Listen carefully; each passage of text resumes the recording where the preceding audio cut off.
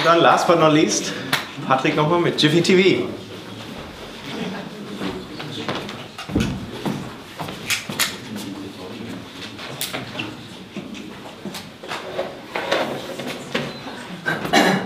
Okay, hi everybody, I'm Patrick and Jiffy TV is all about social live broadcasting. Jiffy TV is the first random live web broadcasting site where any user has the chance to suddenly reach a big audience. And the on-air time directly depends on the entertainment factor, and I would like to show you how I developed this idea, the concept and the current status. So problems of live streaming users. So for live broadcasters, the main problems are small audience, self-promotion efforts to gain audience, and only little feedback from users. For live viewers, there's often boring content, there's generally a low level of interaction and too much choice. So these were my assumptions at the beginning, and I validated these assumptions with customer interviews, and most of all, but not everything, was confirmed. So too much choice was obviously not really a problem, but therefore meet new people was very important. Talking about the value proposition, Jiffy TV is the first live broadcasting website with just one channel. Yeah? That means no fragmentation anymore on different channels on the sites. That means a big audience. And then with a random concept, that means no self-promotion efforts anymore to gain audience, but therefore thrill, surprise and serendipity. And with live voting, rating and comments, that means there's a lot of interaction on the site, a lot of feedback from the users, and with a democratic decision on content. That means the audience decides democratically how long the user will stay on air, depending on its entertainment factor. Dropped users can continue streaming for a while after they were dropped, so that you can follow him on his own profile. That's important, that you can meet new people. So regarding the customers, the user segments, is live broadcasters in general, YouTubers and users of live video chats. I focused on the experienced live broadcasters, and I did a validation with 14 Skype interviews with live broadcasters and viewers from USA and UK, and the social media research. And I will just highlight here a few things. For example, the quotes: for people who don't have a fan base, it's really hard to get views and new fans, or I used to do self-promotion on Facebook, but it's annoying. So most of all was really confirmed. Just a quick view on the live streaming market. What you can see here is that there was a big increase for 650% from 2009 to 2010. This was the latest figures I found. So to 23 million consumed hours per month. So it's a big market, and it's an increasing market. The market analysis, I would just like to highlight here the SOM, the target market. This is still 22 million US dollars. This is the live streaming market, yeah? And of course you can ask me later on how I came to these numbers, but I want not to go into detail right now here. So regarding the competitors, as you can see here, there are 4 fields I identified. The classic live streaming, like Justin TV, the 2.0 live streaming, which is more interactive, the most important competitor here, and the random chat, like Chatroulette, and of course video on demand, like YouTube.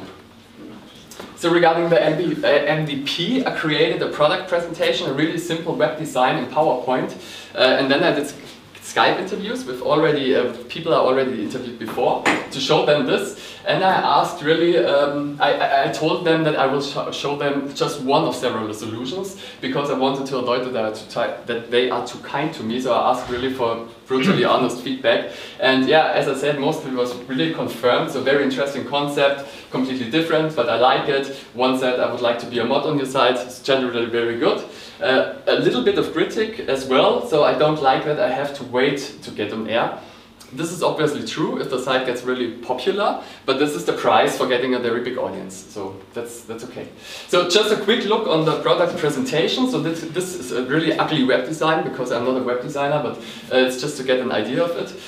So this is the homepage, you can get them on Watch Now, and then you will see the one who is broadcasting now live. You can of course type in a comment here, which will appear here, and you can interact with the comments with the users. So you can, as a viewer, at any time vote for the next when you think it's boring. So you can see here 23% already voted for the next, but he's still on air. So over the time this number will increase, and when the majority voted for the next, so he's off, and you can now follow him on his own channel, yeah, and then you can rate him, and advertisement is there, of course. So, and then beginning. Yeah. So, and this is to get an idea of it. Yeah? So regarding the business model, I just want to highlight here at the bottom the cost structure. Server costs are really okay because you have only one stream, as well as the administration is a big advantage compared to other concepts because you have only to administrate one stream. Yeah? And marketing costs, of course. Then you have revenue streams, most of all advertising, video advertising between the streams. So it's premium content. And later on you can also implement corporate live broadcasting. Yeah? That's the thing I want to implement later on. So, quick look at the business case. Most important thing is here only where the revenues crosses the costs. Yeah? Here's the break-even. Yeah? This is the break-even, and the break-even is already achieved with a little bit more than 120 users on the site. So, should be possible. So, what are the next steps? I want to make a detailed marketing plan now. That means organize broadcasting events, building a landing page, develop the product. The prototype is already under progress, thanks to Christian here, and then launch the product, of course. So what did I learn? Talking to customers and understand their problems is really essential, yeah? And these methods and these tools helps extremely to frame an idea and to get to the essentials, yeah? To focus on the essentials. So regarding the product, I learned that live broadcasters are really human beings with wishes, fears and dreams. And this is very important to know them because of the concept of the idea. Yeah? And I learned, of course, GPT is not for everybody, yeah? But it can be a perfect solution for many. So that's it, and thank you.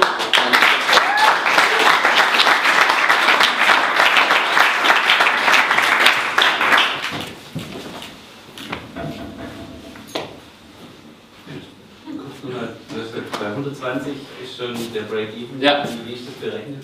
Ja, also ich habe ganz einfach die Streaming-Kosten hergenommen, die aber relativ stabil bleiben. Ja? Also auch wenn man das skaliert auf 10.000 Leute, die gleichzeitig da sind, werden die Streaming-Kosten nicht wirklich höher. Die Administrationskosten steigen auch nicht wirklich, weil egal wie viele User da sind, ich habe nur einen Stream, der zu administrieren ist. Und dann ist es aber so, es multipliziert sich natürlich extrem über die Video-Werbung, die zwischengeschaltet ist. Also ich denke da so an 15 Sekunden. Richtig, das ist das hauptsächliche Modell. Das heißt 15 Sekunden Premium-Clips alle 30 Minuten, also 2 bis 3 15 Sekunden pro Stunde zum Beispiel. So, dass es nicht störend ist. Ja. Ich habe das jetzt, glaube ich, mit 4 pro Stunde, war das der Business Case, das liegt dem zugrunde. 4 pro Stunde, und da sieht man, dass der Break-Even also relativ schnell erreicht ist. Dann. Also ich habe da die 1000er Kontaktpreise eben genommen, was dann generell da so herangezogen wird. Wie hast du dein Customer Development gemacht? Hast du das so gepflegt quasi? Oder wie kann ich das vorstellen? Genau, ich habe genau diese PowerPoint-Präsentation, also diese Paar hier mit dem Bild, wer da streamt. So, ich bin ja zu Live-Broadcaster und es gibt ein paar Wettbewerber, der wichtigste ist YouNow. Da habe ich die Leute angeschrieben, habe gefragt, können wir ein Skype-Interview machen, und dann bin ich mit denen ins Gespräch gekommen, was erstmal früher, ja, also warum streamst du, warum broadcastest du, warum guckst du das, um das zu lernen, und später dann habe ich die gleichen Leute wieder kontaktiert und habe gesagt, hey, ich habe eine von mehreren möglichen Solutions, ja, für deine Probleme, nämlich dass du keine Fans bekommst oder dass du dich selbst promoten musst ständig auf Twitter oder sonst irgendwo, um überhaupt Viewer zu bekommen. Und dann bin ich mit denen da durchgegangen, habe das denen gezeigt und habe dann natürlich Feedback bekommen. Ja. Was ist die Motivation für einen Live-Broadcaster was zu machen? Ist das ein Revenue-Share oder ist es so, dass es einfach nur macht für Fame? Nochmal bitte, das habe ich der Live-Broadcaster, der ja. reingeht, macht er es nur für Fame oder hat er einen Revenue-Share? Nee, also Revenue-Share habe ich noch nicht dran gedacht, ist aber ein Punkt also habe ich schon dran gedacht, ist aber ein Punkt, den ich noch nicht da drin jetzt verarbeitet habe. Bisher ist es wirklich ein Fame-Ding einfach. Die Leute wollen nicht Geld damit verdienen. Ich habe mit einem gesprochen, der ist Musiker, der will sich bekannt machen, der will einfach mehr Facebook-Fans, der will mehr Twitter-Follower. Die Leute wollen sich promoten in erster Linie. Andere Leute haben einfach Spaß daran, Leute zu unterhalten. Ja? Die spielen auf der Gitarre oder sind Stand-up-Comedy, ein anderer hat eine Meinung zu einem politischen Thema. Also es sind thematisch keine Grenzen gesetzt. Die Audience entscheidet ja, was interessant ist oder was nicht. Und deswegen ist es ja ein demokratisches System am Ende. Ja. Du wirst ja so ein bisschen zum Fernsehsender, hast du dich mit den rechtlichen Sachen ein bisschen beschäftigt? Ja, habe ich. Noch nicht bis ins letzte Detail. Also es gibt in Deutschland ein Thema über einen Rundfunkvertrag, ja, Rundfunk-Fernvertrag oder wie so? Rundfunk-Staatsvertrag, danke, genau.